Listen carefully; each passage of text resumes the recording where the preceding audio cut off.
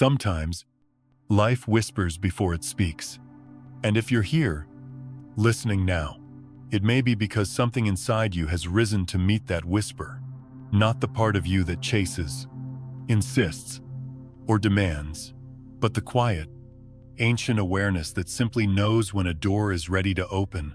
You see, there are moments, teachings, and encounters that refuse to reveal themselves until our consciousness reaches a certain frequency. They don't hide out of cruelty. They don't wait because you're unworthy. They only bloom when the soil is finally fertile. That's not mysticism. That's simply how the universe protects what's sacred. Think of your life as a long corridor with thousands of doors. Some of them are labeled with your name, carved into the wood long before you were born. But none of them will open if you lower your shoulder and try to force them. They sense vibration, not violence. They respond to resonance, not resistance. The ancient teachers never intended their stories to be consumed like entertainment. They crafted them as keys, subtle, shimmering tools meant to fit only one lock, the consciousness of the reader who has finally grown into the shape that the lesson requires. Their tales were simple on the surface, like smooth stones you might skip across a river. And yet, beneath the waterline, entire universes swirled, accessible only when you could feel the ripple, not just see the rock. Maybe you've experienced this without knowing. A paragraph in a book that meant nothing 5 years ago suddenly splits your chest open today. A conversation you brushed off returns to you in a dream. A heartbreak becomes the very path you needed to walk to arrive here. None of that is random. That's cosmic GPS guiding, rerouting, recalibrating. And if you're listening to these words, it's not because of the sound. It's because the frequency behind the sound is aligning with something dormant inside you, something ready. When I was younger, I thought reality worked like a puzzle you had to solve with effort. The harder you tried, the faster you'd get there. But consciousness isn't impressed by force, and truth isn't intimidated by tension. You can clench your jaw and grit your teeth, pushing at the world like a stubborn door, but all you'll get is bruised shoulders. There's a reason rivers don't run uphill. There's a reason flowers don't bloom in winter. There's a reason your life has unfolded at the pace it has. Beltane. We don't manipulate the seasons. We match them. Sometimes, readiness isn't about becoming more. It's about becoming less. Less defended. Less distracted. Less convinced you already know. People often ask, when will I finally receive the thing I've been asking for? The universe replies, softly, when you can hold it without shaking. It's not punishing you, it's preparing you. Your frequency is shaped not by what you want, but by what you are, not by the stories you speak, but by the energy you carry when no one is watching. The universe doesn't respond to words, only vibration. You can say you're ready, but if your nervous system trembles with doubt, what you seek can't land. It would shatter upon impact. Imagine a small cup trying to hold an ocean. It would overflow instantly. So life gives you drip after drip, losses, lessons, tiny initiations, until the cup becomes a vessel wide enough to receive without drowning. Some people hear these teachings before their time. They nod politely, glance at their phones, and move on. Nothing wrong with that. The seed is planted, though the ground is still cold. But others, maybe you feel something stirring, something quiet and alive. That's the inner soil warming. That's vibration rising. The question isn't whether the universe is sending signs. It's, are you tuned to the frequency where you can notice them? Like a radio station broadcasting music through the night, even when your dial sits on static. As your awareness expands, you begin to see things that were always there. Patterns, synchronicities, invitations disguised as inconveniences. It's not reality changing. It's you lifting the veil. There's a soft power in allowing. It's like exhaling after years of holding your breath. It's choosing to trust the current instead of beating your arms against the river. Allowing doesn't mean giving up. It means giving space. It means letting life speak instead of shouting over its voice. Some people fear stillness because silence reveals what noise can hide. But stillness is where frequency stabilizes. It's where the lock recognizes the key. So let me offer an image. Picture yourself standing before a door you've been trying to open for years. You push, you pull, you pray. Then, one day, exhausted, you rest your palm on the doorknob, not with desperation, but with presence, and it clicks open as easily as breath. It wasn't your strength that unlocked it. It was your surrender. We've been taught that effort equals progress, that harder equals better. But the deeper truth is opposite. What is truly yours arrives through alignment, not abrasion. Think of two tuning forks. Strike one, and the other hums in sympathy, not because it was hit, but because it resonates. That's how teachings reach you. You don't chase them. You become harmonious enough to hear them. And here's the gentle paradox. The moment you stop demanding answers is the moment answers sense enough spaciousness to enter, like birds landing on an open palm, not a clenched fist. Your consciousness is architecture. Every belief, every surrendered fear, every breath of trust expands the cathedral walls inside you. And those teachings, the ones that feel like medicine, can only echo in structures wide enough to hold them. So if you're here, feeling a quiet resonance, trust that you didn't stumble into this moment. Your frequency pulled it toward you like gravity. You're not late. You're not behind. You're ripening at the speed of truth. And when your vibration matches the next chapter, it will appear not as reward, but as reflection. For now, breathe softer. Notice the subtle, release the grip of control. Let the river run the way rivers run when they finally stop fighting the mountain. Because the universe is always speaking. It's just waiting for you to hear with your whole being. Your season is arriving. The door recognizes you, and the frequency of who you are is beginning to match the key that has been waiting on the inside of the lock this entire time. 1. The principle of readiness. There's a quiet law woven into the fabric of existence, and most people don't discover it until life has softened them, peeled them open, and taught them the difference between wanting something and being able to hold it. The treasures of the universe are never hidden from you. They're sitting in plain sight, resting in the invisible layers of your life like unopened letters, but they only unfold when the architecture of your energy can protect, contain, and nourish what arrives. Readiness is not something you can fake. You can say the words. You can wear the clothing of confidence. You can build beautiful affirmations to wallpaper the cracks. But the universe responds to resonance, not performance. It feels the frequency of your being, not the story you tell about who you're becoming.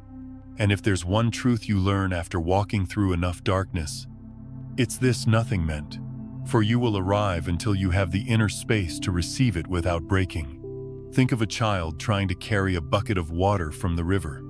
It spills, sloshes, drips through tiny trembling fingers. Not because the water isn't theirs, but because the hands haven't grown strong enough to hold its weight. Life is gentle in that way.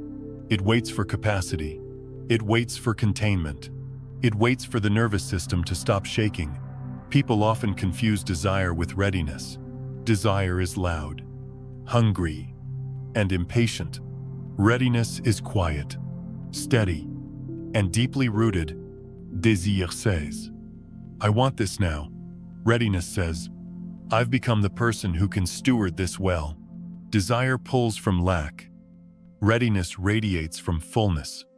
And until you've tasted both, you can't feel the difference. We're conditioned to chase, to build bigger, climb higher, consume more knowledge, stretch further than our breath can reach. But the ancient ones knew better. They taught that readiness is not about accumulation, but purification. Peel back the fear, release the comparison, soften the grasp, Then watch how what once outran you slows to meet your pace. One of the most painful lessons in life is realizing that we often delay our own blessings through clinging, like holding sand too tightly and watching it escape between your fingers. Readiness isn't developed by force. It's cultivated by presence, by learning to sit with discomfort instead of bargaining with it, by letting silence teach you what noise always interrupted. Sometimes life withholds not as punishment, but as protection. Imagine receiving the love you crave when all you've learned is self-abandonment. You would bleed into it. Imagine receiving influence before you've examined the shadows that would corrupt it. You would burn others with your unintegrated fire. The universe doesn't deal in cruelty. It deals in calibration. When something doesn't arrive, our ego screams that life is unfair, but the deeper truth whispers, not yet, because there is still a piece of you that would sabotage it. And isn't that what growth really is? The gentle dismantling of the parts of us that collapse under goodness. Capacity is the hidden currency of manifestation. You can manifest a relationship, but can you hold intimacy without shrinking? You can manifest abundance, but can you receive without guilt, without fear of loss, without tying your worthiness to a dollar amount? Most can attract, few can contain. That gap is where readiness lives. As I've watched people through decades of experience, elderly mothers finding love late in life, hardened men finally crying after 60 years, young dreamers waking to their own power, I've noticed something: consistent transformation only lands when the heart has softened enough to cradle it gently. Not squeeze, not prove, cradle. There's a reason tragedies often precede breakthroughs. Pain strips away arrogance. Loss humbles our illusions. Confusion melts our rigid edges. Suddenly there's space. Suddenly the soul whispers louder. And that whisper says, there is more to receive. But first you must become the vessel. Readiness is less about what you know and more about what you can hold. People pray for clarity, but clarity would shatter them if given too soon. They pray for expansion, not realizing expansion bursts unreinforced walls. They pray for awakening, unaware that consciousness requires you to face truths you've spent lifetimes hiding from. So the universe waits not for your desire, but for your stability. You know how you can tell you're becoming ready. When you stop rushing, when you stop begging, when you stop negotiating timelines with God, when you realize that nothing truly meant for you can be lost, only postponed until your nervous system feels safe in its presence. Readiness looks like breathing deeply, even when uncertainty sits beside you. It looks like tending to the small responsibilities with gentleness. It looks like closure quietly arriving in a room that once echoed with longing. Readiness feels like ease, not laziness ease. The river no longer trying to crush itself against rocks. When you're ready, life stops feeling like chase and starts feeling like recognition. People arrive who speak to your growth, not your wounds. Opportunities appear that reward your integrity, not your hustle. Synchronicities cluster like birds, migrating toward warmth. And the most miraculous part, you will realize, the treasure was never withheld. You were simply becoming someone who wouldn't destroy it through fear. There's a moment in every soul's journey when hunger turns into nourishment, when longing becomes presence, when you no longer reach outward with desperation, but inward with reverence. That shift is subtle, yet seismic. And when it happens, life rearranges itself around you. Readiness is the art of becoming the answer to your own question. It's the moment the student stops asking, "When will I receive?" and starts embodying, "I am now capable of holding."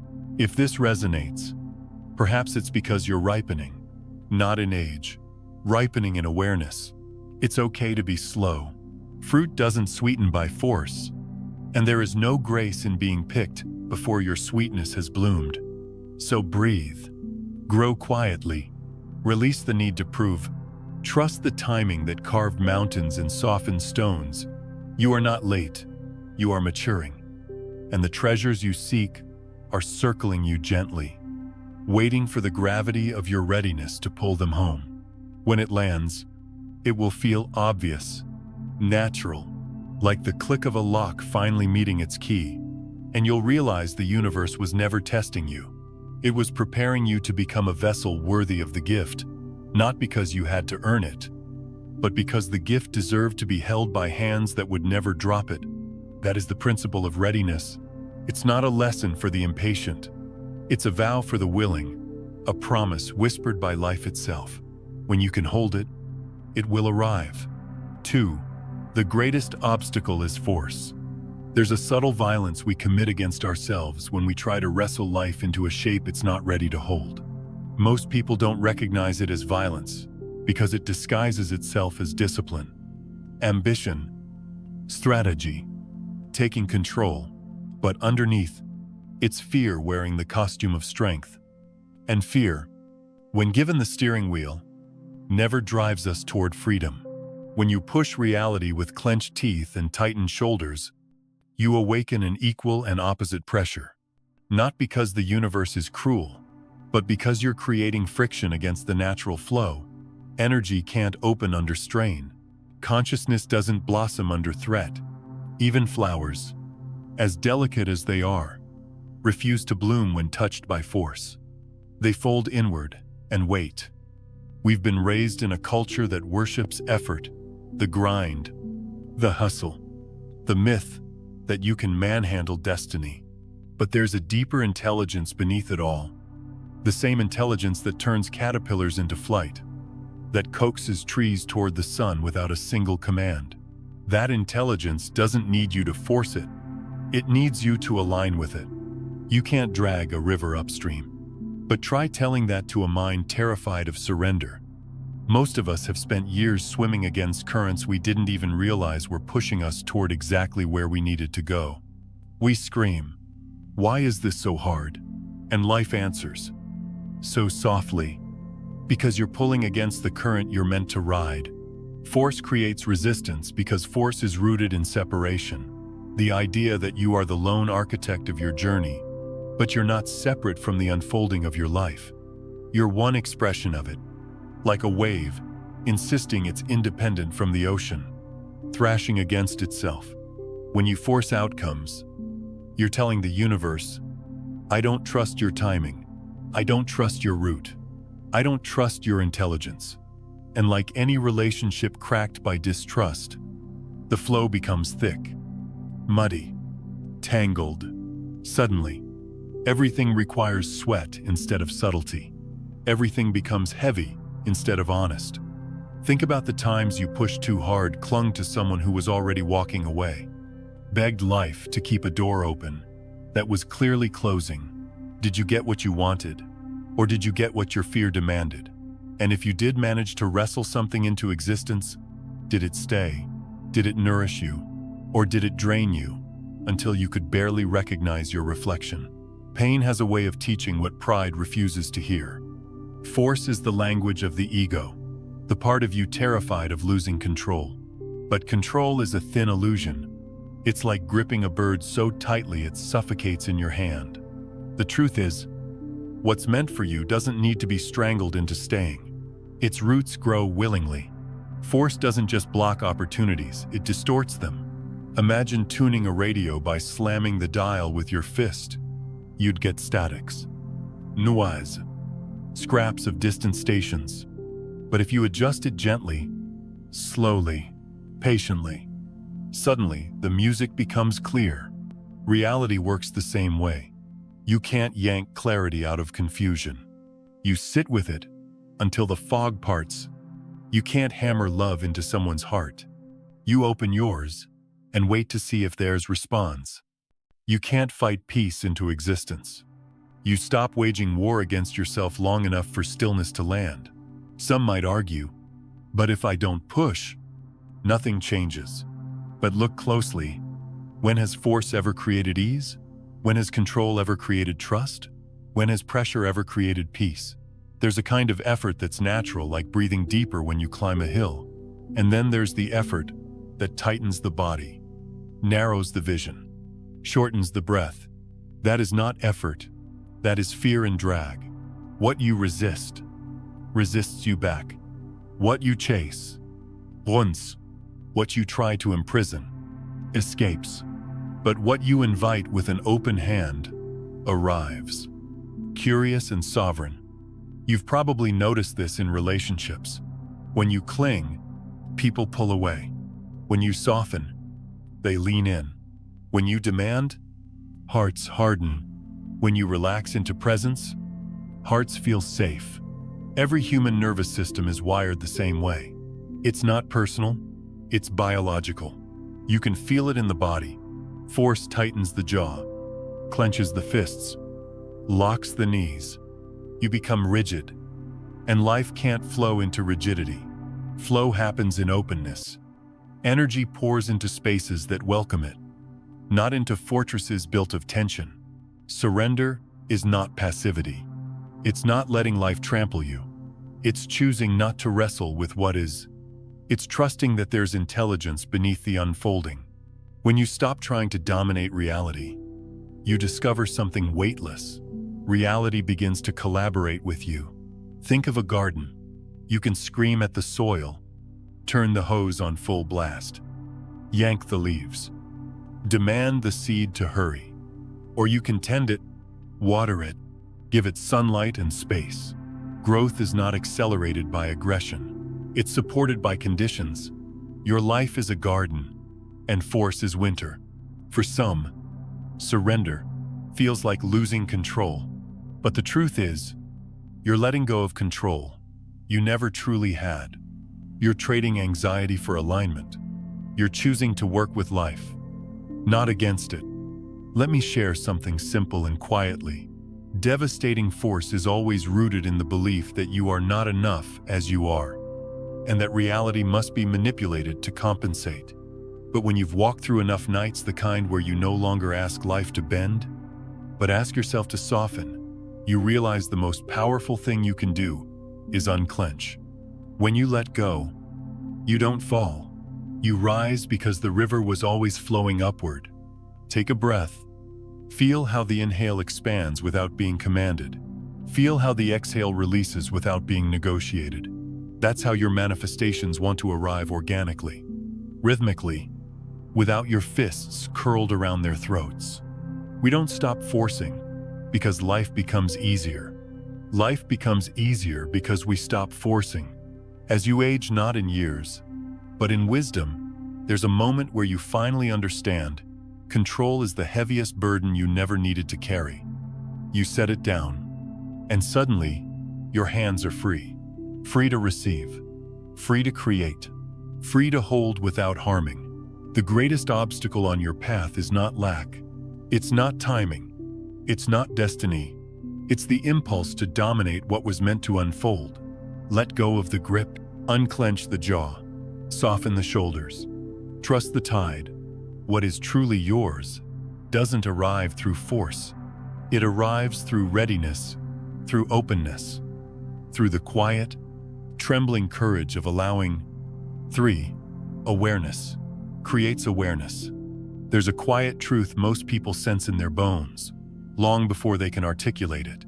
You cannot perceive what you are not yet ready to see. Opportunities, guidance, synchronicities, deeper truths. They aren't absent from your life. They're simply invisible at the level of consciousness you're currently standing on. Like beams of infrared light, they pass through your experience, unnoticed. Not because they aren't shining, but because your inner eyes haven't yet adjusted to their spectrum. Reality, in this way, is not a fixed landscape. It's more like a series of nested rooms, each one opening only when you've grown attuned to the light inside it. When your awareness expands even slightly, you discover doors that have always been there. You notice patterns you previously ignored.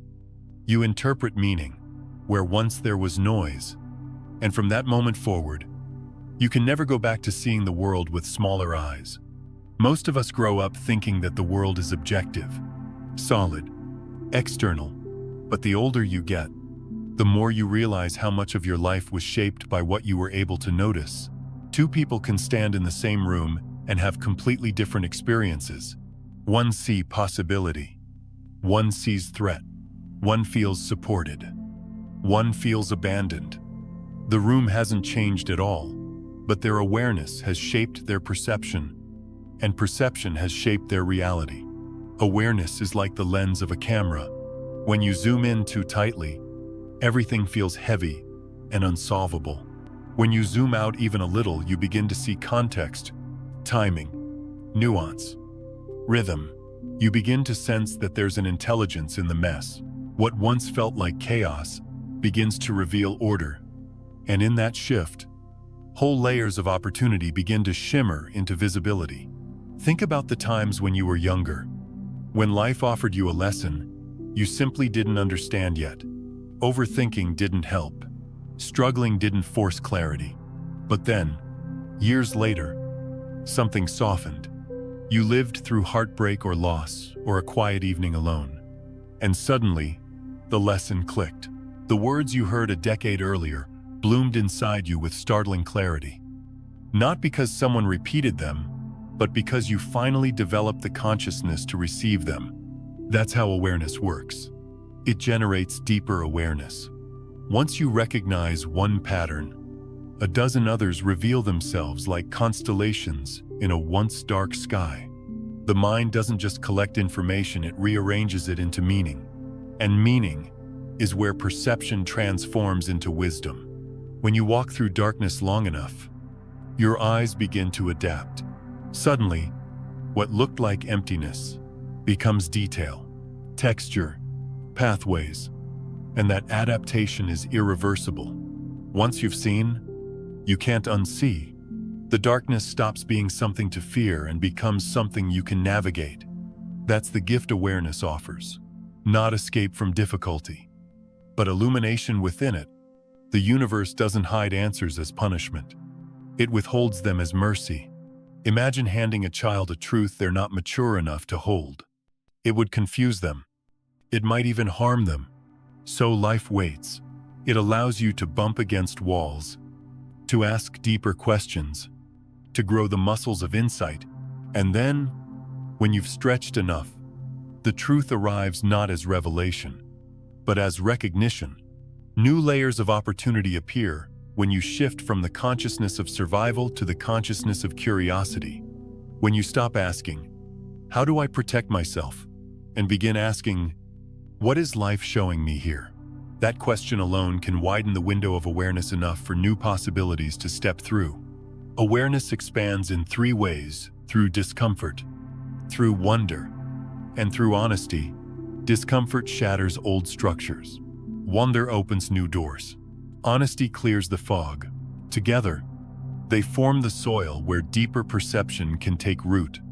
We often want clarity without the discomfort that gives birth to it. We want growth without shedding what no longer fits. But awareness isn't comfortable at first. It stretches you. It asks you to see where you've been blind. It invites you to step out of familiar narratives. And the moment you accept that invitation, life shifts. Not because the external world changed, but because the lens through which you interpret that world evolved. There's a phrase whispered through many spiritual traditions: as within, so without. It's not metaphor, it's mechanics. Your awareness determines what parts of reality your nervous system can register. When you are anxious, all you see are threats. When you are grateful, opportunities sparkle in every direction. The world didn't transform between those states, you did. This is why two people can experience the same coincidence and draw opposite conclusions. One sees meaning, the other sees randomness. Awareness is the interpreter of life's language. Without it, everything feels hollow. With it, even silence becomes instruction. Even stillness becomes movement. Opportunities are not rare. Your ability to recognize them is. Imagine walking through a forest with your head down, staring at the path beneath your feet. You will miss the fruit hanging from branches, the deer watching you from behind the trees, the sunlight turning the leaves to gold. And then one day, for reasons you can't explain, And you look up, you see details that were always there. That single act of lifting your gaze changes the entire quality of your journey. That's what expanding awareness feels like. Not effort, simply attention. Most people think spiritual growth is about gaining new information, but in truth, it's about removing the filters that prevent you from seeing what's already present. Patterns, timing, invitations, guidance. You're not learning from scratch. You're remembering what your deeper self already knows. There's a reason the wisest people speak slowly. They're not searching for words. They're listening. They're sensing which layer of awareness is calling to be spoken. They don't respond to noise, they respond to frequency. And here's the quiet miracle. The more aware you become, the more aware you are of what deserves awareness.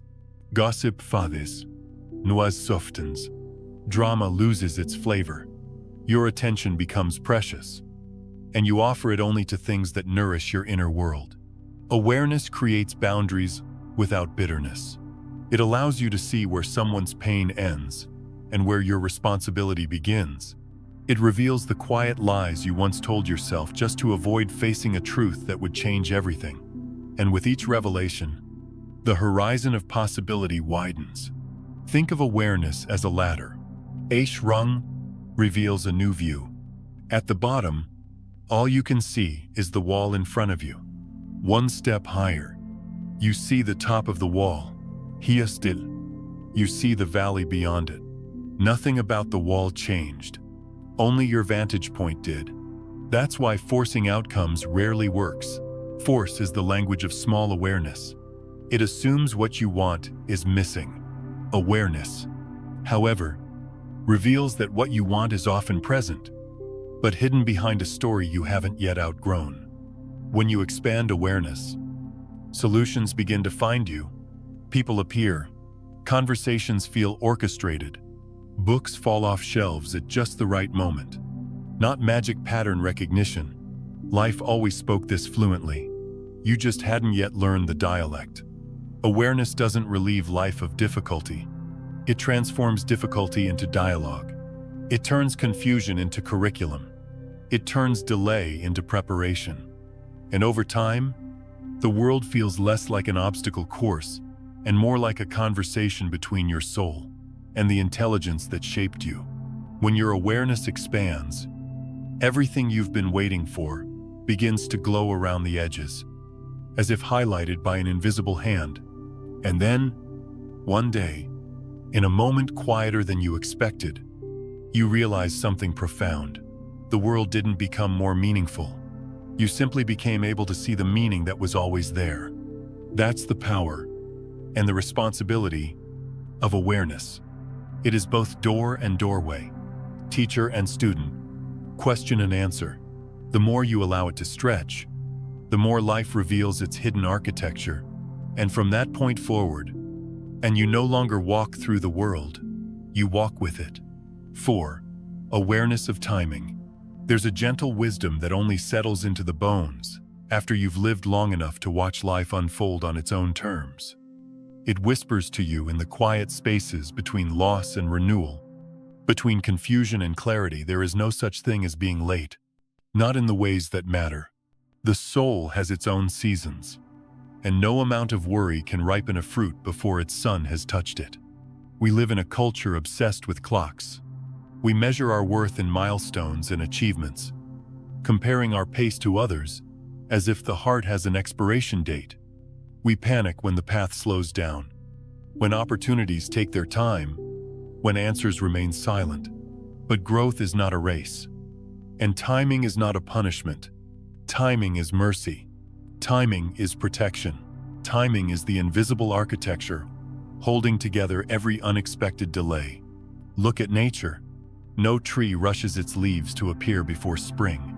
No cocoon panics halfway through metamorphosis. The ocean does not apologize for tides arriving when the moon calls them. And yet, we humans, with our fragile impatience, I believe we can force outcomes through fear.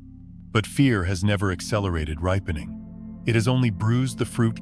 You may look back on your younger years and feel grief for what you didn't know. regret for what you couldn't see, shame for the doors you missed. But if you had received what you longed for at the time you demanded it, you would have had to trade your innocence for it. You would have carried riches you weren't emotionally strong enough to hold. You would have stood beside people you weren't wise enough to understand. You would have been given chances you couldn't yet protect. Delay is not denial. It's incubation. Think about the most meaningful things in your life. The friendships that felt like home. The moments of deep clarity. The breakthroughs that changed everything. Did any of them arrive when you impatiently asked for them? Or did they appear like birds resting on a branch? Quietly. At the exact moment you stopped grasping for control. When we push too soon, something inside us stiffens. We become brittle, overextended, anxious. But when we soften into trust, life expands around us like warm air filling the lungs. The universe has impeccable timing. It does not deliver lessons when you are asking, it delivers them. When you are able to absorb, there is a reason heartbreak sometimes arrives before true love. A reason confusion precedes clarity. A reason loneliness sharpens your capacity to recognize authenticity. Life shapes the vessel before it pours anything inside it. And yes, sometimes the shaping hurts. In the depth of struggle, time feels cruel.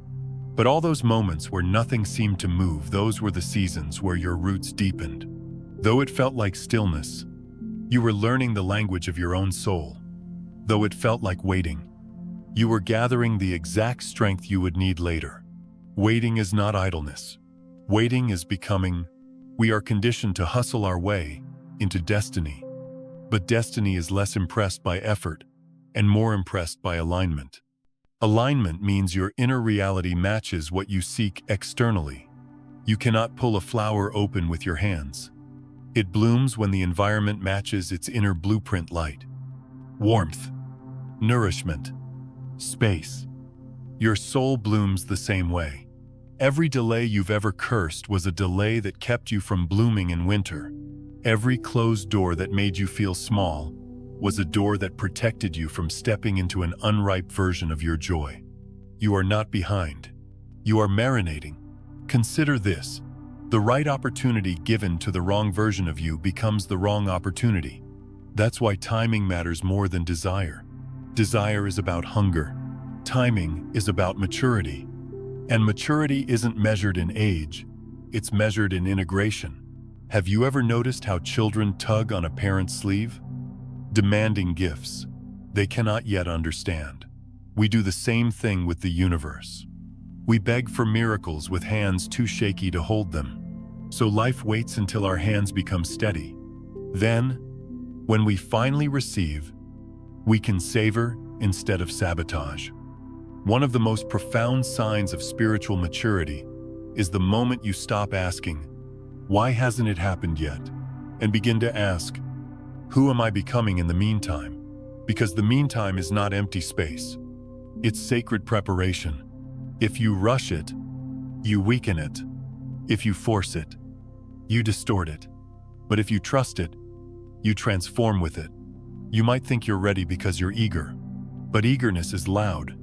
Readiness is quiet. Eagerness is impulsive. Readiness is receptive. One tries to pull the fruit from the branch. The other waits until it falls gently into the palm. Life has impeccable timing because your soul has impeccable rhythm. Every person you've lost, every job that slipped away, every chapter that ended abruptly, they were all part of protecting the version of you that hadn't yet ripened into the one who could truly receive. One day, you will look back and whisper thank you to every delay, every pause, every night you thought you were forgotten. Not because the suffering was pleasant, but because it was purposeful. The cracks in your doubt were where the light entered. The empty spaces were where new seeds could be planted. The silence was where your heart learned to listen. Patience is not passive. Patience is deep participation in the unfolding of your own becoming. When you trust timing, you stop rushing. And when you stop rushing, you finally meet yourself. So when life asks you to wait, soften. When doors close, Breathe. When progress stalls, listen. The fruit will fall when it swells with sweetness, not when your panic shakes the branch. There is no late blooming in the garden of souls. There is only blooming, and when your moment arrives, and it will feel like recognition, not surprise. It will feel like something inside you exhaling after carrying a truth it could never name. You will realize that time was not your enemy. Time was your silent teacher. It was never working against you. It was maturing you, gently, through every season you thought was barren. You are not running out of time. You are ripening into it. 5. The lesson of the blacksmith. There's an old story whispered through the years about a blacksmith who lived near the mouth of a volcanic valley. People traveled from distant kingdoms to watch him work, not because his forge was louder or brighter than others, but because what he created seemed to hold a kind of soul. But in his early years, he worked differently. He struck metal with fury, forcing it to surrender beneath the weight of his hammer. He believed strength alone shaped destiny. And for a long time, that belief got him what he wanted: recognition, pride, the illusion of control. But control is not creation. Control is a negotiation with fear. One day, he found a stubborn piece of metal that refused him completely. No matter how fiercely he hammered, how hot he burned it, how many tools he changed, the metal pushed back with silent defiance. Days turned into weeks. His hands blistered, his temper grew sharp, and in the exhaustion of one quiet evening, when the fire dimmed and the valley cooled, something unexpected happened. He placed his hammer down. For the first time, he simply listened. Slowly, the blacksmith realized that the metal wasn't resisting him. It was resisting the version of him that needed to dominate it. When he softened, something inside the metal softened too, as if responding to his surrender. Instead of striking with force, he began guiding with presence. He adjusted his rhythm to the subtle changes in its glow. He found its temperature of trust. He learned the contour of its willingness, and the metal transformed. It flowed into a shape so elegant, so true to its nature, that those who saw it swore it was forged by magic. But it wasn't magic. It was partnership, creation.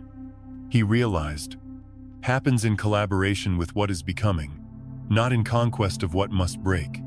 That lesson isn't just about metal. It's about the soul. When we try to dominate our lives, hammering ourselves into what the world says we should be, we become rigid. We crack under expectations. We lose the quiet song of our inner nature. The harder we push, the more resistance we meet, not because the universe is cruel, but because the soul refuses to be bent into shapes that contradict its essence.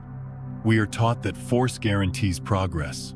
We are praised for grinding, pushing through pain, muscling toward the next milestone. But the soul doesn't evolve through pressure. It evolves through permission. It flows when we soften. It opens when we stop treating life as an enemy to conquer. If you've ever felt stuck, truly stuck, you might have blamed the circumstance, but the blockage often lives inside us. The belief that we must dominate our own becoming. We clench, we demand, we rush, and in doing so, we silence the quiet, sacred intelligence, trying to guide us. When the blacksmith surrendered, he discovered that the metal already knew what it wanted to become. It was never raw chaos. It was potential waiting to be met by patience. Your life works the same way. Think of the parts of yourself you've tried to beat into submission, the insecurities you've tried to hide, the fears you've tried to shame, the grief you've tried to bury. These aren't impurities to be hammered out. They are metal too, the raw materials that, when held gently, reveal the tools you've been needing all along. You don't transform the soul by force. You reveal it by heat and compassion. Heat is life's challenges. Compassion is your willingness to stay with yourself through them. We often misinterpret pain as evidence that we're failing. But what if pain is simply the forge turning up its flame, preparing metal to be malleable? What if the struggle isn't asking you to overpower it, but to surrender into partnership with it? When life heats you through loss, disappointment, endings, it is softening the rigid stories you've clung to. It is preparing you to reshape into something wiser. But the shaping only works if you stop striking yourself with condemnation. The fire softens, but the hammer must be gentle. The soul has a natural geometry. Force distorts it. Presence reveals it. There's a moment in every awakening journey when the old tools stop working. You can no longer hustle your way forward. The hammer shatters in your grip. Your strategy dissolves. This is not punishment. This is invitation. It is life saying, stop trying to become through domination. Become through devotion. When the blacksmith learned to listen, his body changed. His shoulders relaxed. His breath deepened. His movements became almost ceremonial. His forge turned silent as a temple. People watching wept, without knowing why, because they were witnessing something sacred, a human being in honest relationship with becoming, not forcing, not rushing, just responding. We do not honor our soul's destiny by crushing it into shape. We honor it by hearing its shape. And here's the quiet truth. Surrender does not mean giving up. Surrender means aligning with what is already trying to bloom through you. It's choosing to grow in the direction of your roots, not the direction of your fears. It's realizing that your becoming is not a performance. It's a process of revelation. When you stop striking the metal of your life, something shifts. You feel it in your nervous system. The tightness dissolves. The jaw unclenches. The breath stops hiding in your chest. You begin to trust yourself, not the mask you wear, but the voice beneath it. Creation, at its highest form, is not violent. It's intimate, and the soul is tender. It bruises under harshness, but in the warmth of compassion, in the slow rhythm of presence, it bends into wisdom. Look back on your life. Notice how the greatest transformations didn't arrive through force. They arrived when you finally let go. When you accepted, when you stopped demanding life be something it wasn't ready to be. In that softness, you expanded. You became more than the person who needed the hammer. You became the one who listened. The universe is not molding you through domination. It is inviting you to soften, so your shape can emerge. Your purpose is not built. It is revealed when your fear melts. So, if you feel the fire now, don't panic. Don't reach for the hammer you outgrew. Sit near the forge of your own becoming. Breathe. Trust that what feels like melting is simply the metal of your identity loosening its grip. The shape you are becoming is waiting beneath the armor you've carried. And when the moment is right, you will rise from the flame, not as something forged by force, but as something shaped by truth, because the soul's true artistry happens not when you dominate its edges, but when you let its authentic form find you. The blacksmith learned this in the quiet of his own surrender. So will you. 6. From seeking to recognizing. There comes a moment in every soul's journey when the hunger to search becomes heavier than the weight of simply seeing what has always been there. It doesn't arrive dramatically. It arrives quietly, like the way twilight softens into night. One day, you realize that the relentless pursuit of answers has kept you blind to the truth resting patiently in your lap. What you sought was never far away. It was simply drowned out by the noise of your seeking. For most of our lives, we are taught that wisdom belongs to those who run the fastest, read the most, accumulate spiritual tools like trophies. We devour books, chase teachers, travel to sacred places, as if enlightenment were hiding under someone else's shadow. We mistake the movement of our feet for the movement of our consciousness. We confuse activity with evolution. But seeking, when driven by fear, sends a quiet message into the universe. I do not have what I need. And the universe, faithful mirror that it is, reflects scarcity back. Seeking is rooted in lack. It vibrates from the belief that something essential is missing. Recognition, however, arises from fullness. It whispers, I already contain the seed of what I am trying so desperately to find. It's like wandering through a forest, scouring every tree for fruit, while forgetting you already carry one in your pocket. When you are seeking, your eyes narrow. You filter out everything that doesn't match your mind's expectation. You walk past doors you would have opened had you simply paused. You overlook moments that might have blossomed had you offered your presence instead of your impatience. Seeking creates tunnel vision. Recognition widens the horizon. Think for a moment about all the lessons you chased in books, seminars, conversations. Did they truly land when you first heard them? Or did they remain dormant until life carved space inside you through heartbreak, disappointment, surrender? Wisdom often enters through cracks, not through doorways you try to kick down. When you shift from chasing information to recognizing experience, something extraordinary happens. Life becomes teacher. Not occasionally, not symbolically constantly. The sound of a friend's laughter teaches joy. The silence after a goodbye teaches letting go. The way sunlight falls through leaves teaches impermanence. Every breath becomes a scripture. There is a deep difference between knowing something and realizing it. Knowledge lives in the mind. Realization lives in the body. And realization is only possible when we stop drowning ourselves in concepts long enough for truth to ripple through our cells. A moment of true recognition can rewrite years of frantic seeking. Think of how children learn. They don't chase meaning. They absorb it through play, through curiosity, through presence.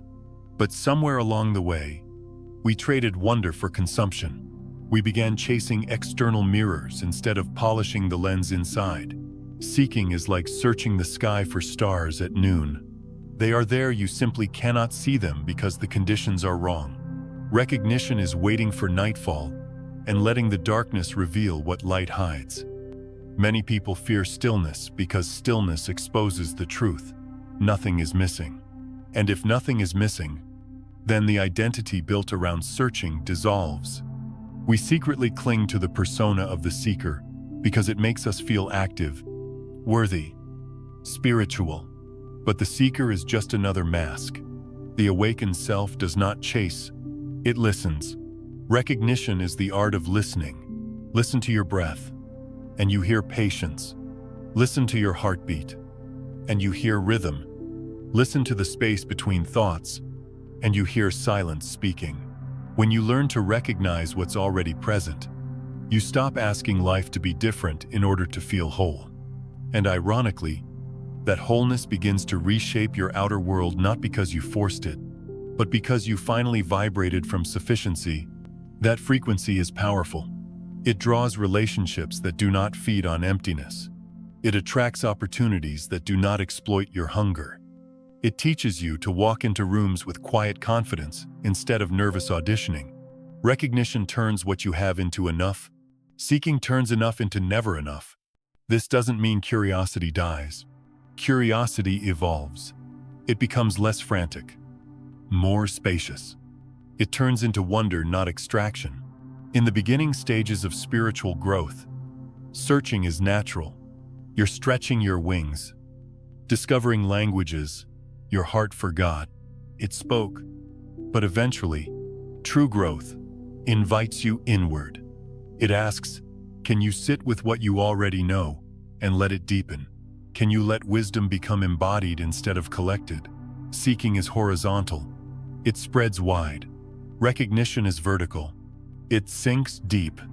And depth is where transformation hides. Have you ever noticed how, when you stop obsessively looking for answers, they appear in the most ordinary places while washing dishes, walking alone at dusk, drifting to sleep? That's because your mind finally softened. Knowledge can only enter through an open door. From the outside, recognition looks like doing nothing. But inside, it feels like everything. There's a gentle shift in posture. Instead of leaning forward into the next thing, You lean back into this moment. Instead of hunting meaning, you allow meaning to reveal itself. And it always does when you stop pressing. When you seek excessively, you become a beggar. When you recognize enoughness, you become a magnet. Imagine holding your hands out, desperately grabbing at butterflies. They scatter in fear. But if you sit still, with palms open, they land on their own. Life responds the same way. Control repels. Presence invites. To recognize is to receive, and receiving requires trust, not in the future, but in the intelligence of now. There is a reason the greatest mystics speak endlessly about present. Presence isn't a buzzword. It's the doorway. It's the shift from chasing life to letting life find you. Recognition sees beauty in imperfection. Seeking waits for perfection to feel worthy. Seeking says, when I get there, I'll be complete. Recognition says, I am complete enough to take the next step. That subtle difference changes everything. It relaxes the nervous system, it loosens the jaw, it softens the heart, and a softened heart sees more clearly. If you feel exhausted today, consider that maybe you're not tired from lack, but from running past everything that could nourish you. The answers you crave might be trying to catch up. So pause. Look around. What conversation is life having with you right now? What truth is lingering just beneath your breath? What opportunity is hiding in plain sight, waiting for you to stop staring at the horizon long enough to turn toward it? The greatest shift you'll ever experience is this. Seeking says, I need to find. Recognition says, I need to see. And when you finally see, you realize you weren't searching for something outside yourself. You were searching for the capacity to notice what has always been inside you. That is when the hunger quiets. That is when clarity blooms. That is when life stops feeling like chase and starts feeling like companionship. When you stop seeking, you do not lose the journey. You become it. 7. A practice to raise your frequency. There's a quiet, almost hidden corridor inside the mind, where memory and meaning meet. Most people never step into it consciously, because we're taught to remember what hurt us more vividly than what held us. But if you're willing to sit still long enough, if you're willing to soften your breathing and let your awareness settle behind the noise, there's a simple practice that can change the architecture of your inner world. Think back across your life over the past month, the past year, the past decade, not with judgment, not with regret, gently, like brushing dust off an old photograph, and find 3 moments, 3 gifts that arrived precisely when you needed them, not a day earlier, when you would have dismissed them, and not a day later, when the window would have already closed. You may not realize it, but doing this begins to rewrite the frequency you're broadcasting. It reminds your nervous system that life isn't random, that chaos has a hidden geometry, that you are not navigating alone. It's a way of rebuilding your trust, not in blind optimism, but in the subtle, sacred intelligence threading through your story. Maybe one of those gifts was a person who entered your life at the exact moment you felt invisible. Their voice steadied you. Their presence softened the edges. At the time, you thought it was coincidence, but looking back, you can feel the precision. If they had arrived earlier, you would have been too close to receive them. If they had arrived later, the loneliness would have hardened into something darker. Another gift might have been a book, a sentence, a single line. You read it on a random afternoon, and something inside you unlocked. It didn't solve everything, but it shifted you just enough, like when a door clicks open, not loudly, but in a way you can finally walk through without forcing it. Again, timing was the teacher. You were finally ripe for the message. Or perhaps your third gift wasn't pleasant. Maybe it was the collapse of something you clung to, a breakup, a failed plan, a goodbye you didn't want to say. Pain can be a brutal kind of grace. And sometimes the universe removes what you were ready to outgrow long before you're brave enough to open your hands. only after the ache settles, only after you become the deeper version of yourself. Do you realize that ending arrived exactly on time? Take a slow breath here. When you recall these gifts, that your body remembers something ancient. The universe is not indifferent. There is a rhythm beneath the appearances, and your trust, once fractured by fear, begins to knit itself together again.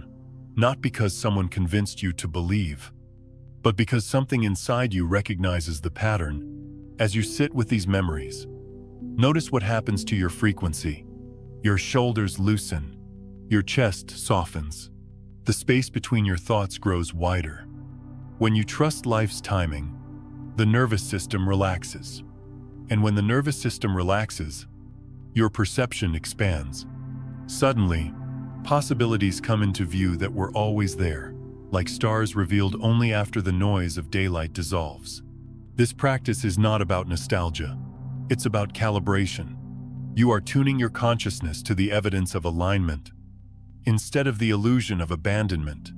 We often pray for miracles while ignoring the ones already woven into our past. When you can locate at least 3 of them, you begin to see how life has been whispering to you all along. And if it guided you then, why would it suddenly stop? Trust is a muscle. Most of us try to build it by imagining the future, but the future is fog. There are no footholds there. Real trust is built by remembering where you've already been held. Take another breath. Now, speak this silently to yourself. I recognize the perfect timing of the gifts I've received. Notice how those words resonate not as an affirmation layered on fear, but as a truth that lives in the bones. When you speak from recognition rather than desperation, you shift your broadcast.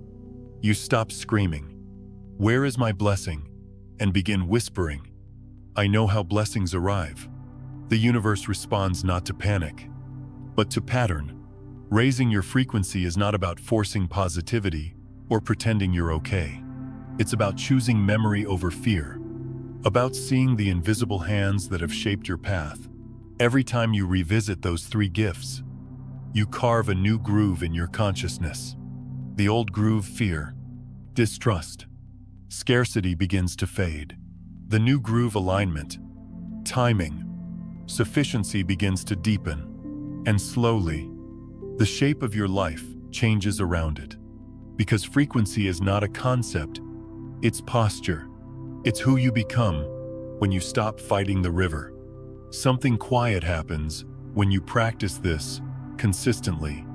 Opportunities you would have overlooked suddenly shine. Gentle nudges become noticeable. Synchronicities cluster around you, forming constellations where you once saw only darkness.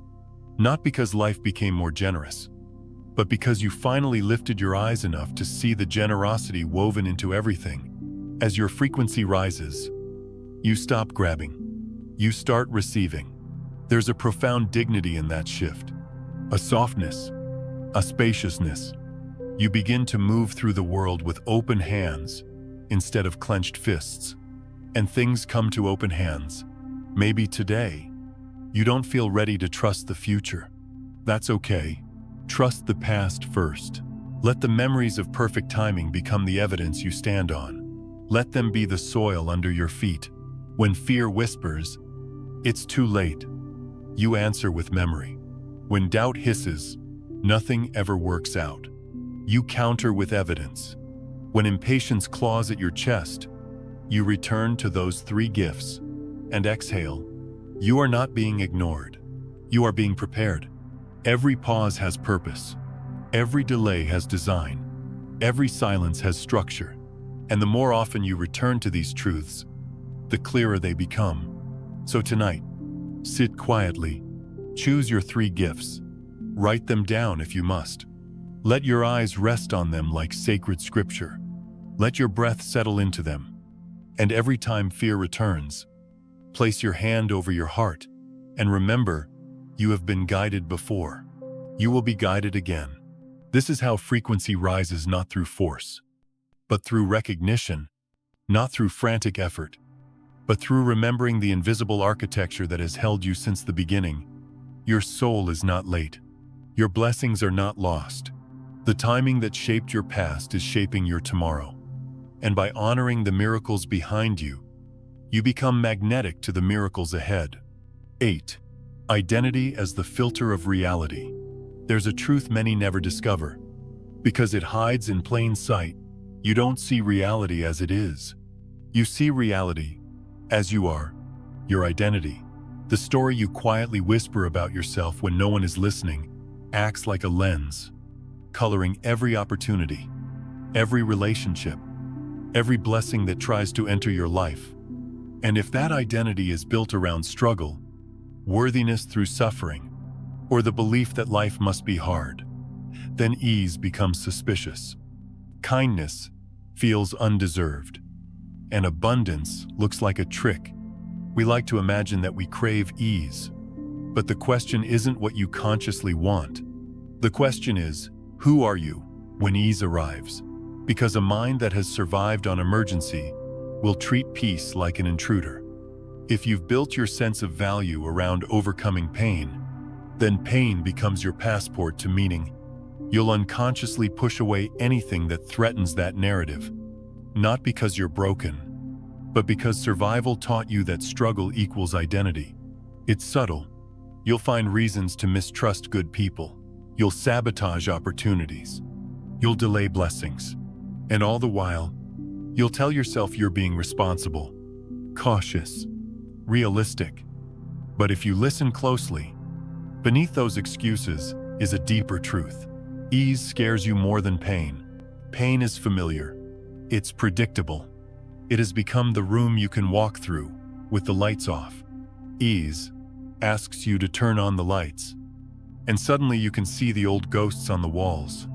Suddenly you must confront why it feels safer to fight than to receive. Identity isn't just psychological, it's energetic. It broadcasts a frequency that the world reads long before you speak. If your identity says, "I am someone who struggles," you'll magnetize situations that confirm that idea, not because you're cursed, but because identity seeks evidence of itself. Desire can be loud, but identity chooses the script. If your inner voice says, "Nothing comes easy," then even when ease arrives, you'll find a way to complicate it. You'll second-guess it, overthink it, sabotage it quietly.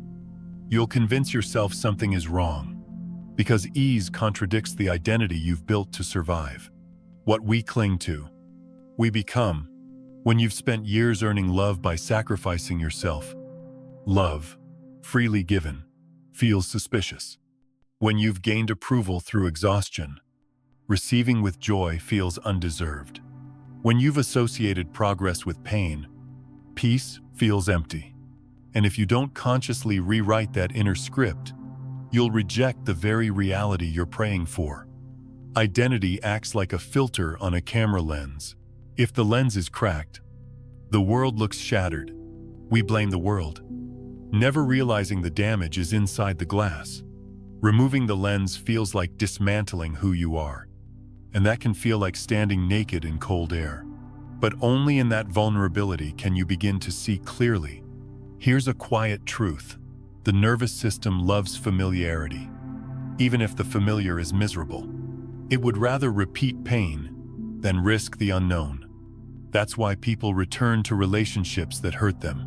That's why they chase chaos, disguised as passion. That's why they run from gentle hands. Gentleness feels like a mirror, exposing how deeply they've been bruised. Identity becomes the translator of experience. A compliment filtered through unworthiness becomes manipulation. Kindness filtered through suspicion becomes threat. Opportunity filtered through fear becomes pressure. And until you adjust the filter, the world cannot reach you, not even when it's trying. People think they fear failure. Often, they fear success more. Success demands you grow. It demands you shed the story of the wounded hero surviving one battle after another. For some, that story is the only place they've ever felt valuable. Letting it go feels like erasing their history. But identity is not meant to be a tomb. It's meant to be a doorway. If you define yourself by your wounds, You'll feel helpless when they begin to heal. Who are you without the pain? Who are you when you no longer bleed for attention or approval? It's terrifying to find out. But you must. Because your soul is not here to be admired for its endurance. It's here to express its expansion. When ease finally knocks, and it won't arrive with trumpets. It'll come quietly. Simple conversations that feel nourishing. Work that doesn't cripple your spirit. Peace that doesn't demand explanation. And your nervous system, conditioned to chaos, we'll call it boring. That boredom is simply your body detoxing from adrenaline. Let it. Your identity has to update. Not overnight. Slowly, like a snake shedding skin that's grown too tight.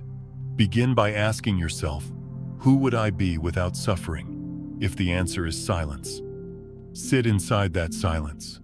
There, you'll find new roots growing. Identity can be rewritten, not by force, but by recognition. Start small. Notice moments where life is gentle. Notice days when nothing collapses. Notice when someone loves you without asking for anything. Each noticing begins to shift the filter. The more you recognize ease, the more ease recognizes you. Reality will always match the story you tell about yourself. If your story is that you are a survivor, life will keep giving you something to survive. But if your story shifts to I am someone who receives, then reality will offer itself differently. This is not delusion. It's resonance. Frequency follows identity. Identity is not just biography, it's prophecy. Notice how you introduce yourself, not with your name, but with your energy. Notice how your spine arranges itself when you walk into a room. Notice how you shrink when loved, or expand when challenged. Your body carries your identity long before your words do. And here's the quiet grace: you are allowed to change the role you play in your story. You do not need to audition for the part of the struggling one any longer. Life has been waiting for you to outgrow that role so it can hand you the next chapter. Ease isn't an enemy. It's the natural state of someone who has stopped fighting their own reflection. So begin today. When life offers softness, do not flinch. When someone holds space for you, do not apologize. When opportunities feel too smooth, do not sabotage. Whisper inwardly, it's safe now. The soul blossoms in safety, not in battle. And if you ever doubt whether you deserve ease, ask yourself, who taught me that love must be earned through pain? Their wound is not your identity. You are not here to live someone else's unfinished story. You are here to become someone who can hold goodness without trembling. The day you shift your identity from I must prove my worth to I am worthy because I exist, is the day life stops testing you and starts meeting you. And when that day arrives, you will look back on the chapter built on suffering. And instead of clinging to it, you'll whisper with tenderness, thank you for getting me here, but I don't need you anymore. Then, softly, you will open the door to a reality built not from fear, but from who you have finally become. 9. Collective resonance. There's something quietly astonishing about the way consciousness behaves when it's shared. We like to imagine that our thoughts, intentions, and emotions exist in isolation, sealed inside the borders of our skin. But if you've lived long enough, if you've paid attention to the subtle currents rather than the crashing waves, you begin to notice a truth that can't easily be explained, but can certainly be felt when many minds choose the same vibration. Reality begins to bend around it.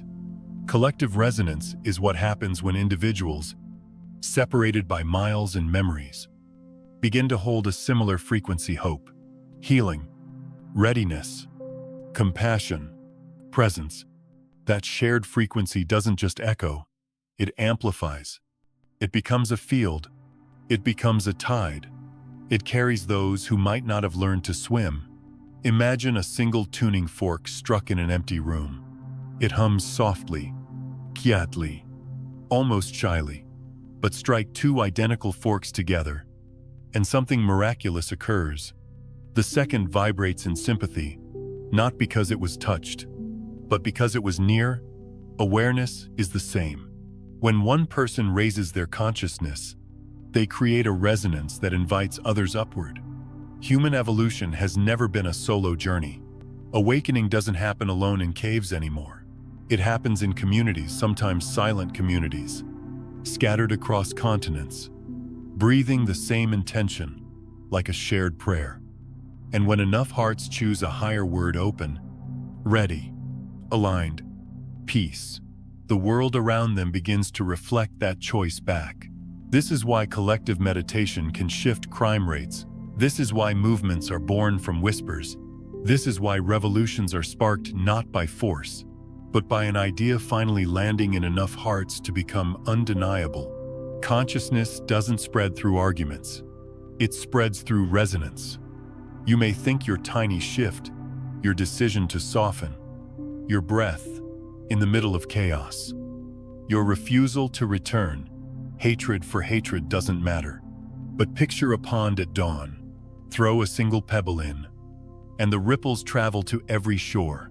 One breath of presence, offered sincerely, vibrates through the collective field. We are far more entangled than our isolated egos will ever admit. There's a reason you feel calmer around someone who has learned to sit comfortably in their own being. Their nervous system offers your nervous system permission to exhale. And the same is true in reverse. When you panic, you can feel others tighten. We've spent generations pretending we're islands. Yet every storm that hits one shore sends waves to another. So what happens when hundreds, thousands, tens of thousands of individuals choose the same vibration intentionally? When they all whisper the same word into the fabric of reality, something subtle but real begins to shift. Paths open. Ideas synchronize. Solutions arrivent quietly, through unexpected channels. It's not superstition. It's coherence. When hearts beat in rhythm, power emerges. When minds align in quiet intention, probability bends. Not because magic defies physics, but because consciousness is part of physics. We are fields walking, breathing fields. Skeptics often scoff at this, and that's understandable. You can't measure prayer with a ruler. But sit by someone grieving, and you'll feel the texture of their sorrow in the air. Stand in a stadium of tens of thousands holding their breath together, and you'll feel the atmosphere thicken. Collective emotion is tangible. Collective intention is directional. There's something else that happens when many people gather around the same frequency. They lend one another courage.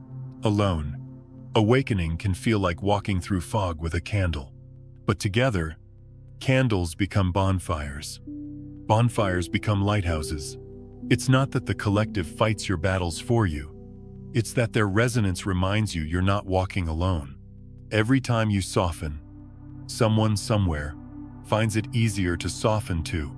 Every time you choose forgiveness, resistance in another heart loosens. The collective field makes heavy doors lighter. Think of it like a flock of birds. They move as one body, turning sharply in perfect harmony. No leader signals with words. The field communicates.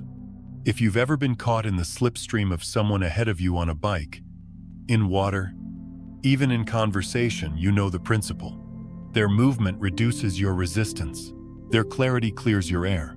In times of global uncertainty, fear spreads faster than fire. But so does coherence, compassion, readiness, peace.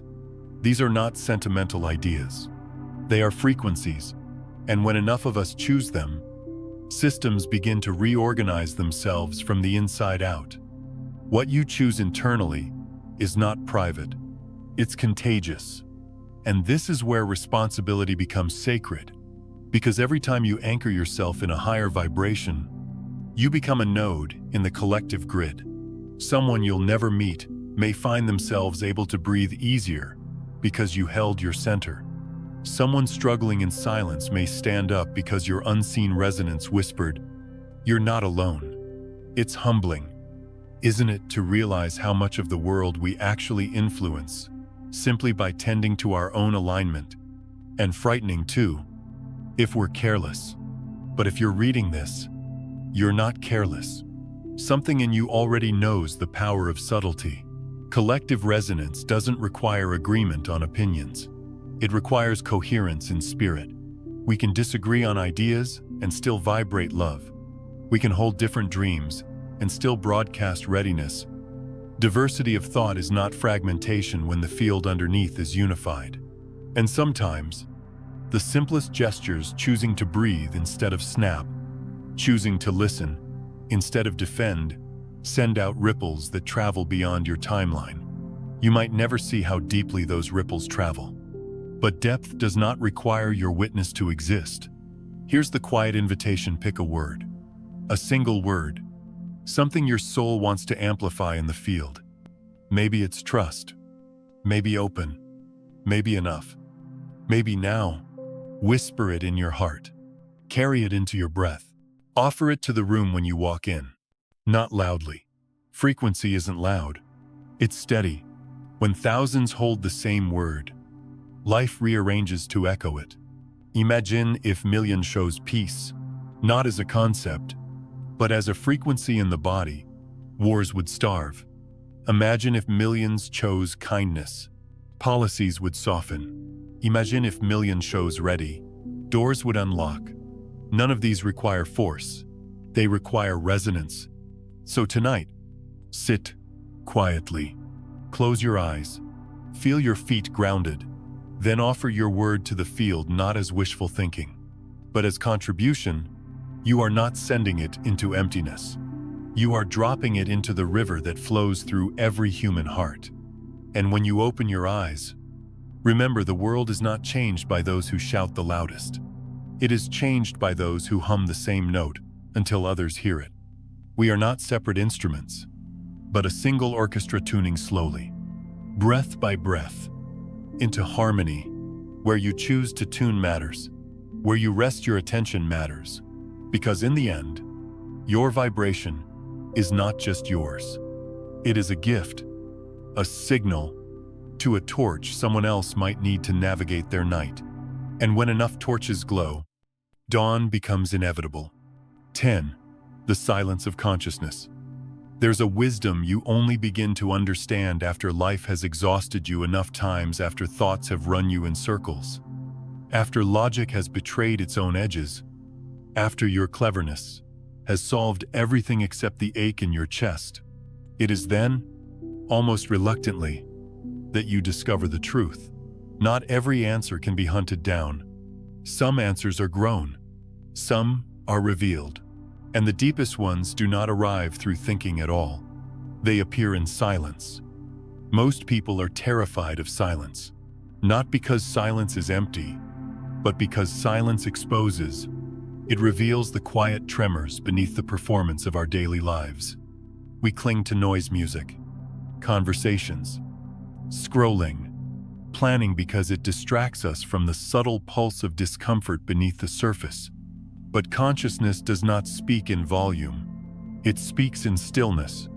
And if you've lived long enough to be disillusioned by the noise, you begin to crave the empty spaces.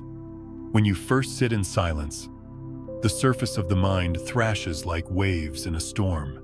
Thoughts scream for attention, demanding resolution. They insist on their urgency. But if you breathe gently, deeply, the waves begin to settle. And beneath the chaos, something softer waits. It's not a thought. It's not an opinion. It's not even language. It's awareness. Awareness is the quiet ocean beneath the waves of thought. You don't create it. You return to it. Most of the answers you seek cannot be assembled with logic.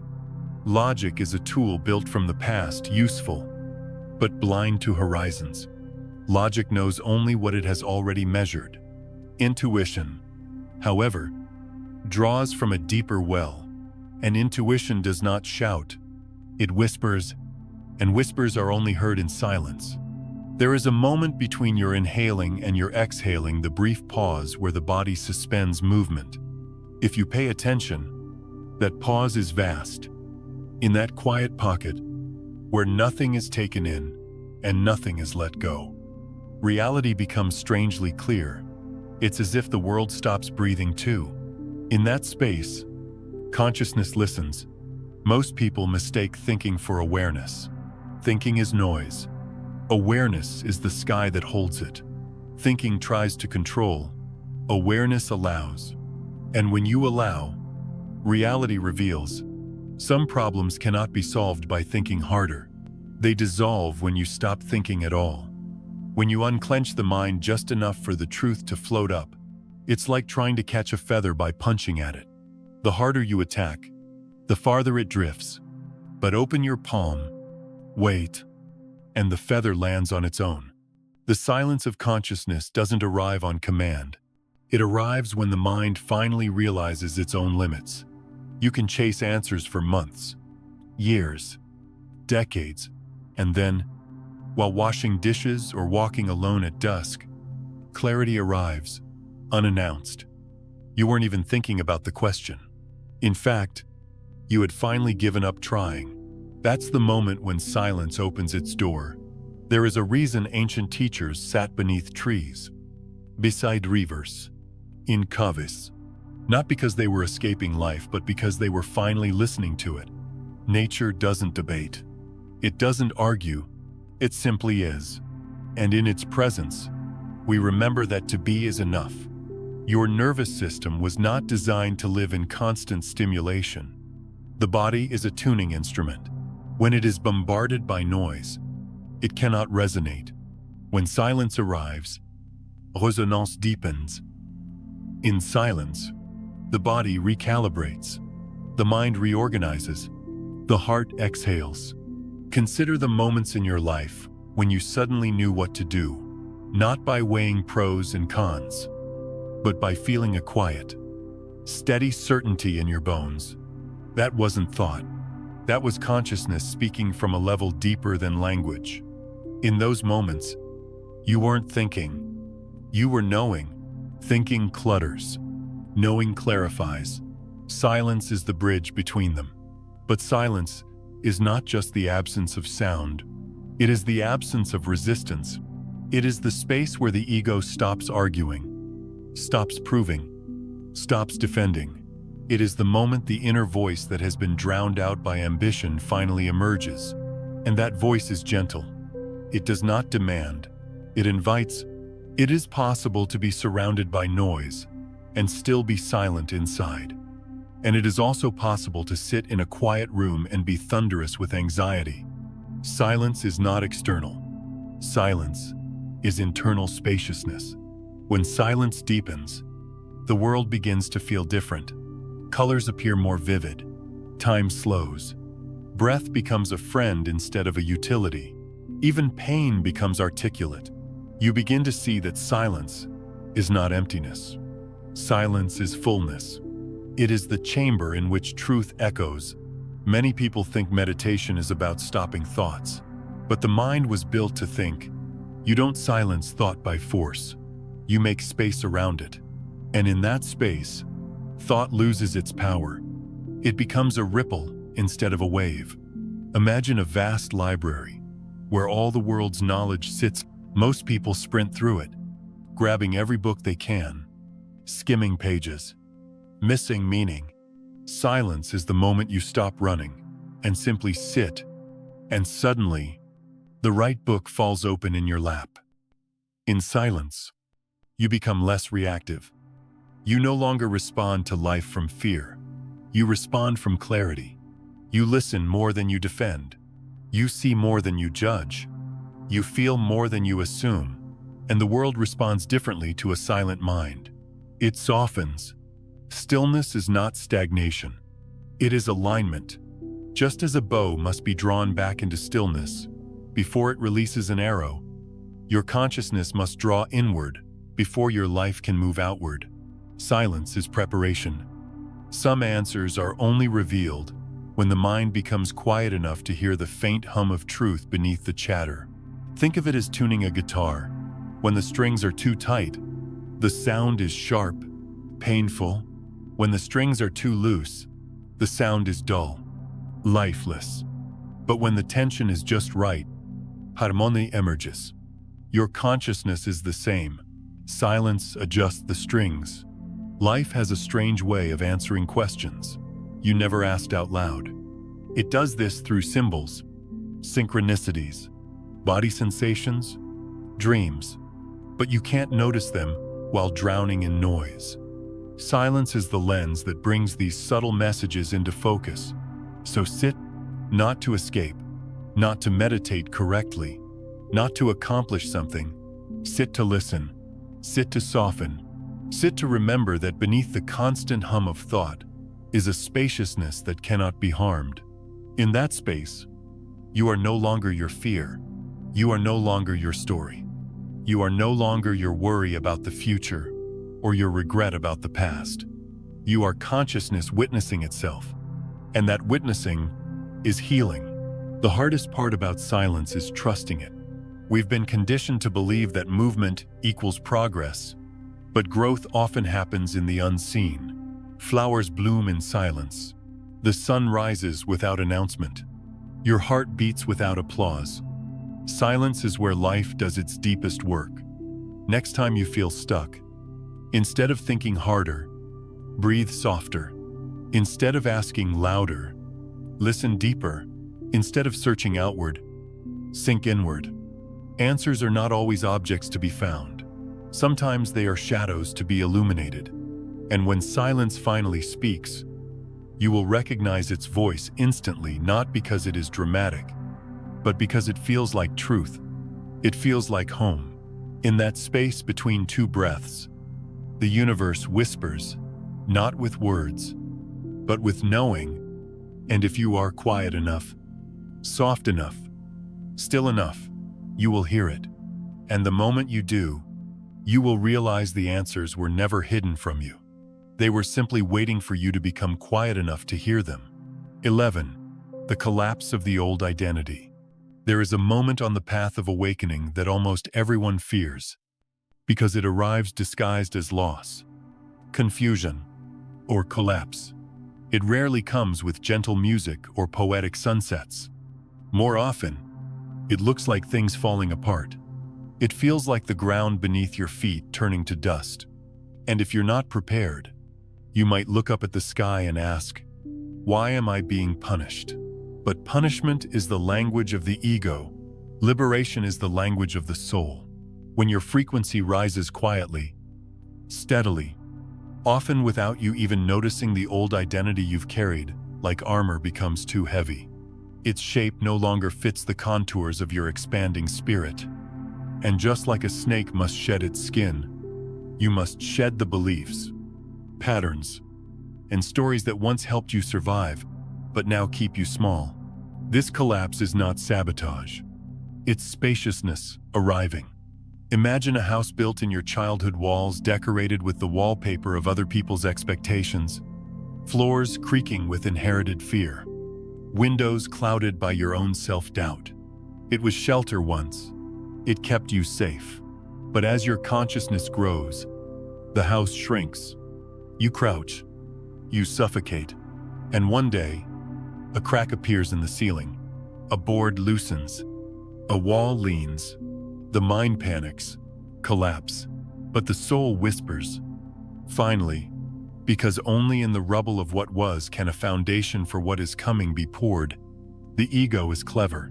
Its job is to keep you consistent with how you've always been. It's terrified of transformation. When your frequency begins to rise, the ego tightens, like a fist clinging to sand.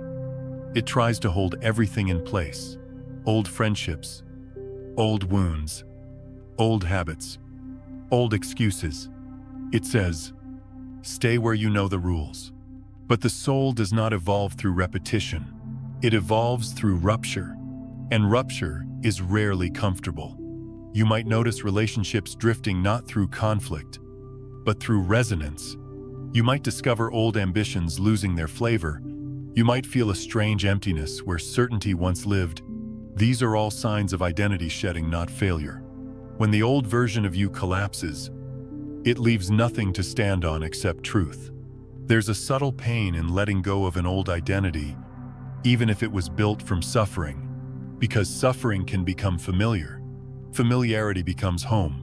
And home, even when haunted, is hard to leave. But listen closely, the collapse is not destruction. It is demolition with intention. Life is clearing space, not to leave you empty, but to prepare you to receive what your old identity could not imagine holding. Think of the caterpillar dissolving inside the cocoon, not transforming politely, but dissolving into genetic soup.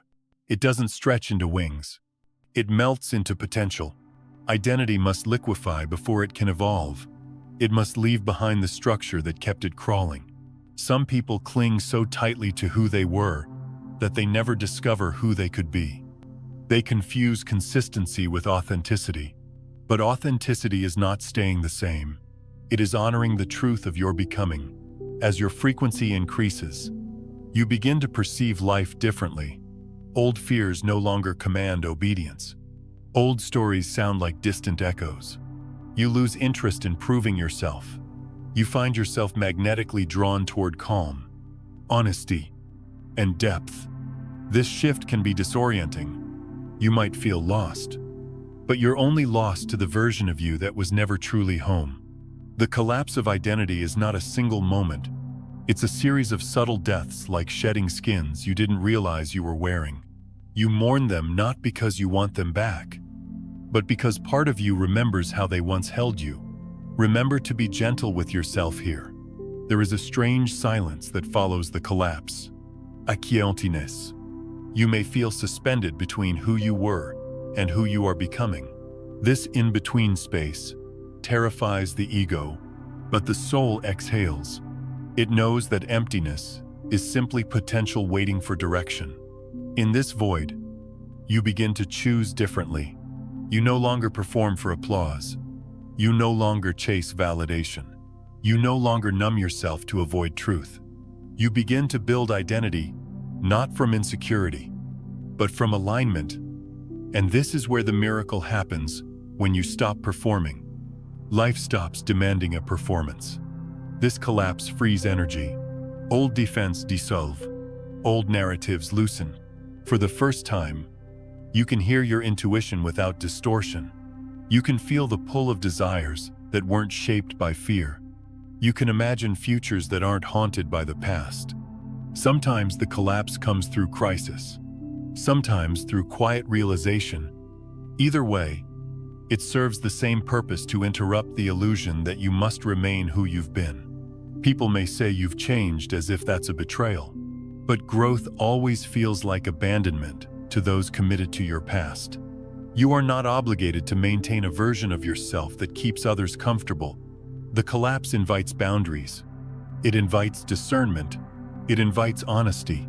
What once fed you now tastes bitter. What once felt heavy now falls away. You might feel like you're unraveling, but you're not unraveling, you're unweaving the fabric of your conditioning. To those inside the cocoon, transformation feels like death. To those outside, it looks like birth. Let yourself melt. Let the pieces fall that cannot stay. Let the identities crumble that were built from fear. Let the masks slip that cost you your breath. You are not losing yourself. You are losing the self that you created to survive a reality you've outgrown. When the dust settles, something astonishing emerges: space. Space to breathe. Space to choose. Space to imagine. And in that spaciousness, a new identity rises, not built from survival, but from truth. You become someone who trusts timing instead of controlling it. Someone who receives ease instead of rejecting it. Someone who speaks softly but stands firmly. Someone who no longer begs the world to see their worth, because their worth is finally visible to themselves. The collapse of the old identity is not the end of your story. It's the end of the chapter written before you learned how to hold the pen. And in the quiet after everything falls, you'll hear a voice, not loud, not demanding, but steady and familiar. It will say, "Welcome. We've been waiting for you." Then gently, you will begin again, not as who you were, but as who you were always meant to be. 12. The holographic nature of reality. There's a moment in every seeker's journey when they begin to suspect that the world they are fighting outside is secretly built from the world they are ignoring inside. It's not a glamorous realization. It usually arrives after exhaustion, after blame has been thrown in every possible direction, after the external furniture of life has been rearranged again and again, with no lasting change. Only then, softly, a deeper truth begins to surface. Reality is not a wall you push against. It's a mirror you stand before. Every moment of your life, every conversation, every coincidence, every heartbreak, every opportunity acts as a holographic fragment, reflecting back the state of your inner world. Change the observer, and the reflection alters. This is not metaphor. It's mechanics. Just as a hologram contains the whole image inside every tiny piece, each experience contains the entire truth of your consciousness. You meet people who mirror your wounds. Until you're finally ready to meet people who mirror your worth, you encounter situations that echo your fears. Until your frequency shifts and the echo returns as possibility instead. Life doesn't hand you what you want. It hands you what you are. Most people try to edit the reflection by smudging the mirror. They change jobs, change cities, change partners, change clothes. Yet the same patterns return not because the world is cruel, but because the observer has not changed. Reality bends itself around the shape of your attention. Your beliefs color the lens. Your emotions tint the glass. It's like standing in a hall of mirrors. If you grimace at your reflection, all you see are 1,000 grimaces. But relax your face, soften your gaze, and suddenly the entire room becomes more peaceful. Your nervous system is the projector. Your worldview is the film. Consciousness is the light source. And what appears before you is the movie you've forgotten you're making. It's easy to mistake the screen for the cause. We blame the world for the images we secretly scripted. But if you are willing to turn inward, not with shame, but with curiosity, you begin to notice the fractal pattern, the same emotional lesson repeating in different costumes. The person who criticizes you wears the mask of the parent you tried desperately to impress. The lover who abandons you echoes the ancient wound of being unseen. The opportunities that pass you by whisper the beliefs you carry about your own value. And when you heal the wound, the mirror changes. Those same situations dissolve like fog in sunlight. People who once triggered you now feel neutral. Doors that were locked swing open. The world did not transform. The observer did. This is the holographic property of reality. The whole exists in every part. Every moment is a microcosm of your current consciousness. And if you're brave enough to witness it, the world becomes feedback rather than punishment. Think of a fractal patterns repeating infinitely at different scales. Life works the same way. A small misunderstanding today mirrors a larger belief from childhood. A frustration in your job echoes a fear about purpose. On the surface, these seem unrelated. But zoom out, and you feel the geometry, the same pattern, repeating until integrated. When you finally see the pattern, something miraculous happens. You stop taking life personally. You begin to treat experiences like teachers instead of threats. The world stops being an adversary and becomes a curriculum designed specifically for your evolution. People often ask, "How do I change my life?" And the answer is both simple and humbling. Change the one who is looking at it. Change your belief that life is hard, and suddenly ease feels less suspicious. Change your story about worthiness, and opportunities stop evaporating the moment you reach for them. Change your identity from survivor to creator, and you'll notice how quickly the universe arranges itself around that truth. Reality is not fixed. It's responsive, and it responds most faithfully to your state of being. Scientists studying quantum mechanics eventually collided with a truth mystics have whispered for centuries. Observation changes the observed. Electrons behave differently when watched. The universe rearranges when consciousness arrives. Awareness itself alters the field. This isn't philosophy. It's physics wearing spiritual clothing. At a human level, this means your attention is creative. Where you look expands. What you fear grows teeth. What you appreciate grows roots. What you ignore turns to shadow. And what you accept transforms. So the invitation isn't to force reality to become something new. The invitation is to become something new and watch reality shift to meet you. You've probably noticed this already. When you're anxious, the world feels threatening. Faces look harsher. Outcomes seem narrow. But when you're peaceful, solutions appear like stepping stones across a river. Paths that were invisible suddenly shimmer. The external world did not change. Your frequency did. Frequency is the language the universe speaks fluently. It speaks through synchronicity, through timing, through chance encounters. And when your internal state rises, the fractal pattern of your life reorganizes. New opportunities branch outward. Old relationships fall away. Obstacles reveal themselves as unintegrated lessons. The hologram adjusts. This process is not always comfortable. When your frequency increases, the structures built from fear will crack. Friendships based on trauma bonding will dissolve. Work built on self-sacrifice will collapse. Identity scaffolding will fall. It may look like chaos, but chaos is just the old pattern breaking, making space for a higher fractal to emerge. Imagine stirring a murky lake. The sediment clouds the water. It looks worse for a moment, but as the particles settle, the water clears. Awareness works the same way. Stir the unconscious, and the shadow rises. Let it settle, and your perception clears. The holographic nature of reality doesn't mean everything is your fault. It means everything is your feedback, and feedback is a gift. So how do you work with this hologram? First, slow down. Notice your emotional reactions. They are the fingerprints of deeper beliefs. Second, ask gently, what aspect of me is this moment reflecting, not to blame, but to understand? Third, shift from controlling the mirror to tending the observer. You don't fix your reflection by smudging the glass.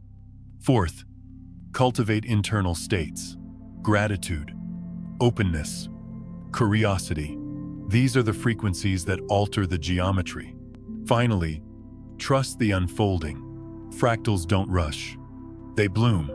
There's a beautiful moment in this journey when you realize you don't need to fight the world. You need only tend your own garden. Water the soil. Let go of the weeds of fear. Plant seeds of clearer identity. And reality will reflect your inner spring. And when someone asks how your life changed, you'll smile softly, not because you conquered the world, but because you learned to see it. In the end, the mirror doesn't show you what you want. It shows you who you are. And when you change the one who looks, the world looking back transforms. Not through force, through resonance, not through demand, through alignment. And in that exquisite simplicity, you'll discover you were never trapped in your reality. You were trapped in your reflection. The moment you shift within, the hologram shifts around you, and a new world begins. When you stop searching, everything begins to find you. Somewhere along the path of becoming, we are taught to run toward achievement, run toward clarity, run toward the future that always seems a few steps ahead.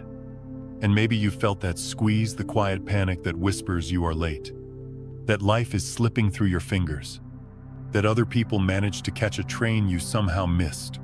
But that voice belongs to the calendar of the ego, not the timing of the soul. The truth is more forgiving, more ancient, more spacious. Maturity does not follow the ticking of a physical clock. It unfolds at the pace of your awareness. It ripens at the depth of your presence. You are not graded by speed, but by honesty. You are not asked to be early. You are asked to be awake. When you stop trying to drag reality forward by its collar, when you unclench your jaw and loosen the grip around your plans, something subtle begins to shift. Life stops feeling like a chase. It becomes a choreography, a quiet dance between your breath and the intelligence that breathes you. The world rearranges not because you conquered it, but because you finally allowed it to stop defending itself. Think of soil after a storm, saturated, soft, ready. That's what surrender does to your inner world. Every loss that hollowed you, every confusion that humbled you, every sleepless night that carved new space inside your chest, those weren't punishments. They were preparation. They carved the inner architecture that would eventually fit the key you hold today. You've shaped your frequency through fire.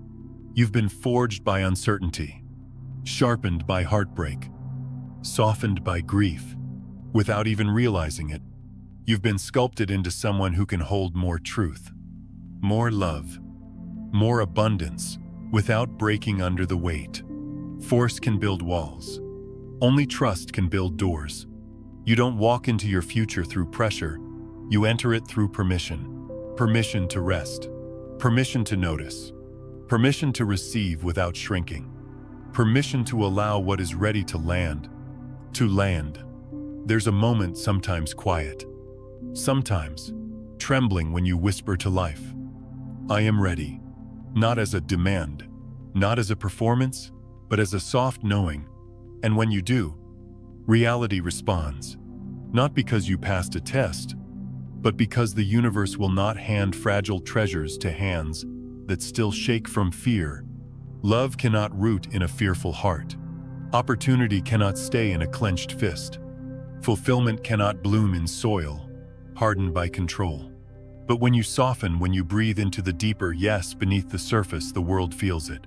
Then, one morning, without anything dramatic happening, you notice that the panic is gone.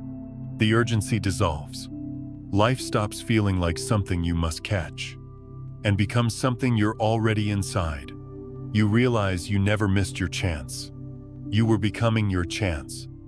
And the secret you once begged the sky to reveal, it was never printed on a sacred scroll or hidden behind velvet ropes. It was being written beneath your ribs the entire time. Through every failure that forced you to let go of who you thought you had to be. Through every goodbye that returned you to yourself. Through every inhale that carried you through darkness, and every exhale that released who you no longer were. The universe doesn't teach in lectures. It teaches in endings, in pauses, in emptiness.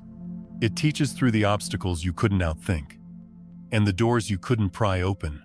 Not because it delights in withholding, but because timing is part of the curriculum. When you stop running, wisdom catches up, and you begin to notice the quiet pages turning, not in a book on a sacred shelf, not in some monastery or temple, but in the hidden library of your heart, page by page, chapter by chapter, written in the ink of your lived experience. No syllabus. No teacher pointing at a chalkboard. Just the unfolding of who you are becoming, guided by something you can trust, even when you cannot explain it. So do not sprint into your next chapter. Step into it. Slowly, consciously, let the corners of the page brush against your fingertips. Feel the weight of everything that shaped you. Not as burden, but as binding. You are not late.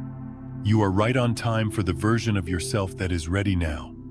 And when you find yourself tempted to search again, to chase, to grasp, to panic, pause. Place your hand over your heart. Listen to the steady drum inside your chest. That rhythm is older than fear, older than doubt. It is the metronome of the universe, pulsing through your blood. Everything meant for you knows your name. Your future doesn't need to be hunted. It needs to be welcomed. When you stop begging life to arrive, you hear it knocking. When you stop forcing, you feel the current carrying you. When you stop scrambling for answers, you become the space where answers land. And in that gentle stillness, the pages brighten. Your story breathes. The next line writes itself. You do not need to run toward your destiny. Just open the book and be present while it writes you.